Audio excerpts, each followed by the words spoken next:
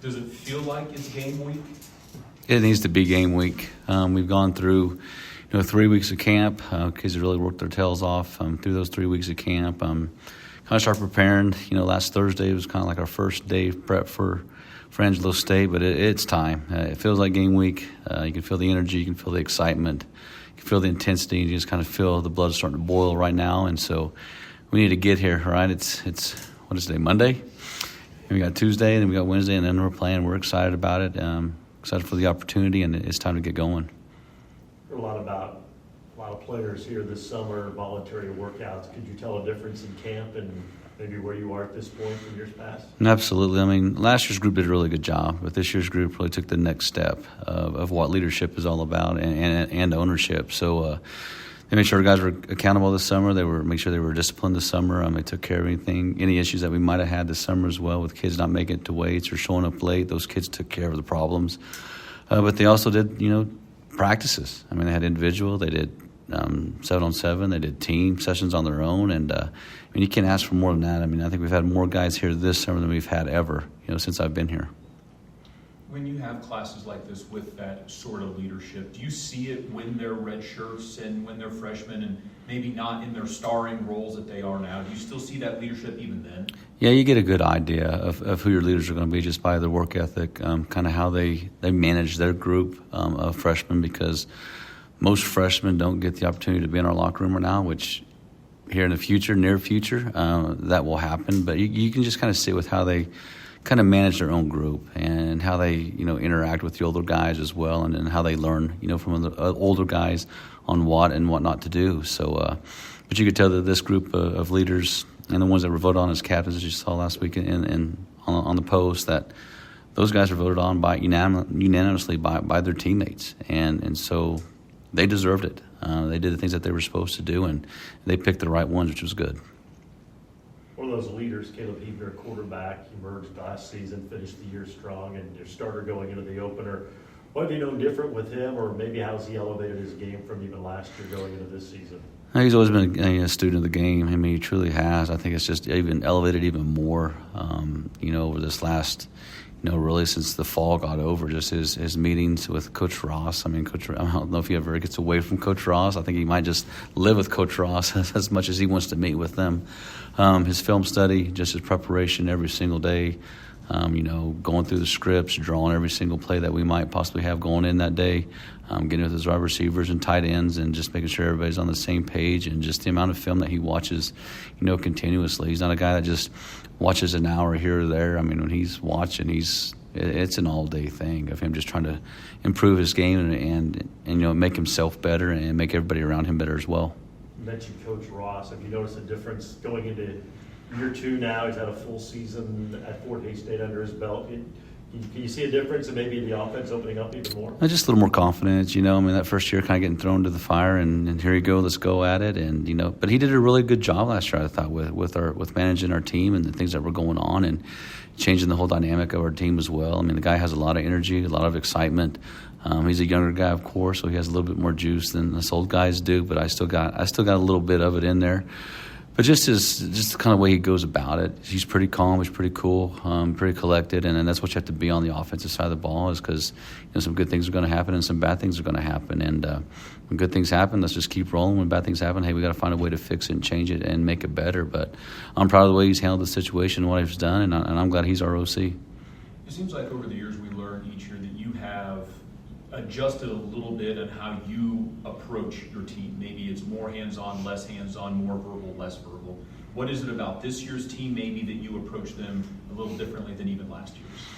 I don't know. I think I'm pretty much the same all the time, I would think, but maybe I'm not. But this group really takes care of the problems more than I have to, right? I mean, last year's group was kind of the same way. So I just kind of let them take care of little minor things that need to be taken care of. The practice tempo is kind of on them, as well, of getting the energy going and getting the excitement going.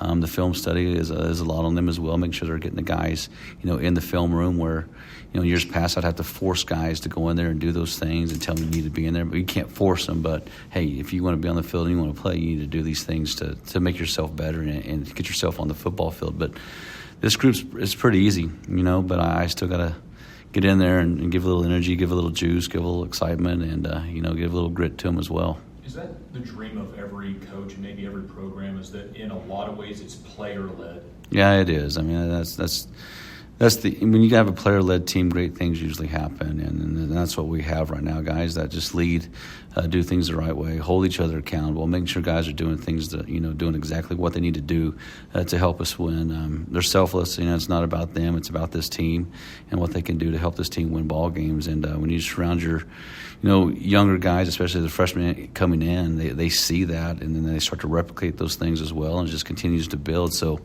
I'm proud of these guys for doing that, especially our captains, and there's other leaders on this team as well. But when you get that, good things usually happen. Shane Watts obviously had a phenomenal season last year, and we've seen what he's done, in his professional career. Has anyone emerged to kind of fill that role at lead running back, or is that going to be kind of a committee thing this year? Right now it's probably more of a committee. I think probably Travis is of course recovering from his injury from last year, but he's fully recovered right now. So he might be limited a little bit with what he can do, but then there's 3 other guys that we feel like can step in that role and do a good job. We just need one of those guys to emerge and to be the guy, to be an MIAA running back. And that's something that I've been harping on them, quite a bit about, during practice, and letting them know that we need an MIAA running back. And those guys are fast, they're strong, they're physical. And they score touchdowns and then catch the ball out of the backfield. So I've seen that progress over the last couple of weeks, and we'll see on Thursday who that guy is and who's going to carry the tote the rest of the year. Doesn't matter how many people a team returns. You get ready to see Angelo State. How much stock can you put into last year's film, with that being game one, and then not even really sure of who their quarterback was going to be, and then to game one this season? Good thing is, Coach Christian and I are pretty good friends, and we've talked a lot over through these last couple of years with being able to play each other. But we traded every game film from last year just to kind of give us both an idea of what's going on. You got a good idea who their starters are, just like they got a good idea of who our starters are as well. I'm sure they've got some transfers, just like we have a few transfers as well. So you just don't know who those guys are and how that changes an offense or changes a defense. But you got to kind of just base off of what you saw last year through all the film that you watched, and get a good idea of what they're doing, but always be ready for something new. So you just got the few little twists, at your guys during practice, so they kind of get ready for it. And if you follow your rules and do your assignment, usually those things work out anyway. They ended up having a pretty good defense, one of the tops in the country last year, as did you. Is this one of those games where points could be at a premium and the defenses have an upper hand maybe in week one? Yeah, I hope our defense plays well, and I hope our offense plays really, really well as well, So I'm hoping it's not one of those games. I'm hoping our offense goes out there and can do the things that I'm expecting it to do, because I think we're very talented on that side of the ball, and I think we're very talented defensively as well. Our job defensively is to keep points off the board, and our offense is to score as many points as we possibly can. So I hope it's not a defensive battle, a defensive draw. I hope it's a real football game, and a lot of big plays are made, and we're on the end of those, making those big plays. Do you have any concerns, anything that's keeping you up at night other than the game leading into this with your team?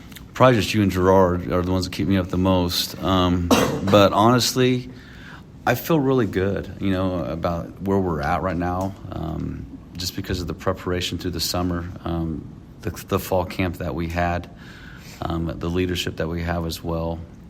Probably the main concern is probably in the back end, where I coach the safeties and those guys, and the only guy with any experience at all that's game experience is Jackson Calzo, and that's it.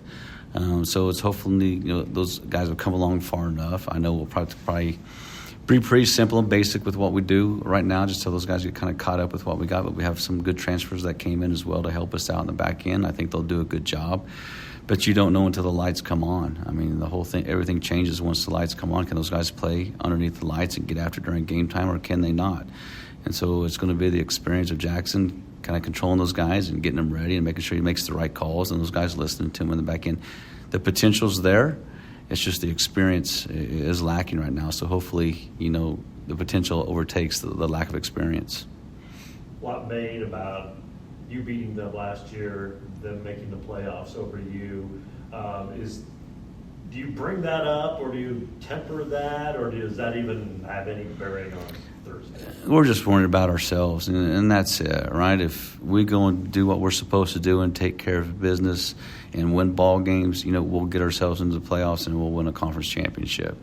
If we don't take care of business, all those things can go away pretty quick. So I think it's just really us focusing on making ourselves better each week and going and competing and giving ourselves an opportunity to win every ball game, which I think we can do with the young men that we have. So that's it. Focus on ourselves, control what we can control. We can't control our opponent. Play physical, play aggressive, make big plays on both sides of the ball.